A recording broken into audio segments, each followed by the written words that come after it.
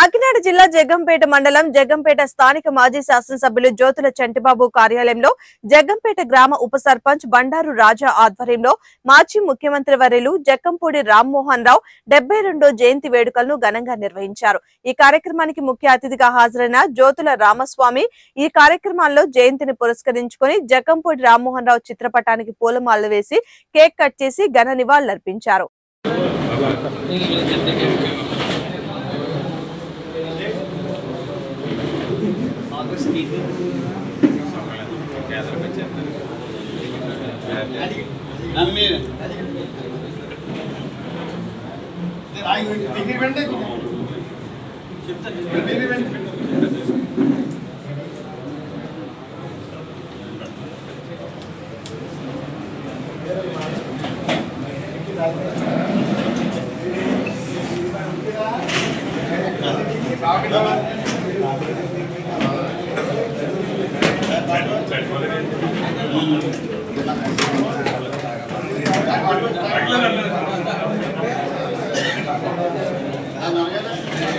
అయినా సరే ఏ నాయకుడైనా సరే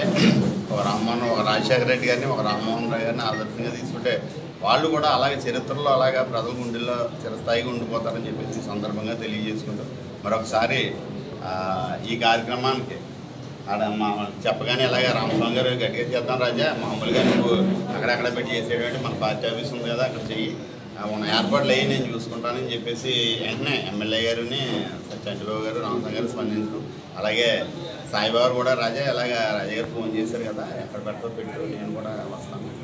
మన కార్యక్రమం జయప్రదం చేద్దామని చెప్పి సాయిబాబు గారు అలాగే నాతోటి పార్టీ నాయకులు అందరూ కూడా భరోసా ఇచ్చి కార్యక్రమాన్ని జయప్రదం చేయడానికి కారణమయ్యారు। అలాగే మండలం నుంచి వచ్చిన మా సోదరులకి పార్టీ కార్యకర్తలకి నాయకులకి అందరికీ కూడా నా హృదయపూర్వక ధన్యవాదాలు। అలాగే జయంతి రండి అని చెప్పేసి మీరందరూ కూడా మీ మీడియా మిత్రులందరూ కూడా ఈ కార్యక్రమాన్ని ఇంత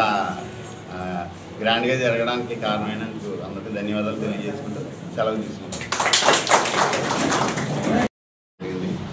ఎందుకంటే మన సజ్జలూరు సాయిబాబు చెప్పారు రామ్మోహన్ రావు గారు, ఆయన ఏంటంటే ఆయన పరిపాలన గురించి చెప్పారు। కాకపోతే ఆయన ఒక ఎక్కడైతే ఇబ్బంది ఉందో, ఎక్కడైతే ప్రజలు ఇబ్బంది పడుతున్నారో అక్కడ ఆయన ఉండి రాజమండ్రి చుట్టుపక్కల, రాజమండ్రియే కాదు రాజమండ్రి చుట్టుపక్కల పరిసర ప్రాంతాల్లో ఎవరికి ఏ కష్టం వచ్చినా, ఎవరికి ఏ ఇబ్బంది వచ్చినా అక్కడికి వెళ్ళి అక్కడ కూర్చుని ఆ కార్యక్రమాన్ని పూర్తి చేసేంత గొప్ప నాయకత్వమే। చాలామంది అప్పుడులో ఒక మాస్ లీడర్గా మనం చెప్పుకోవాలంటే నాకు తెలిసి ఉండగా జక్కంపూడి రామ్మోహన్ రావు గారిని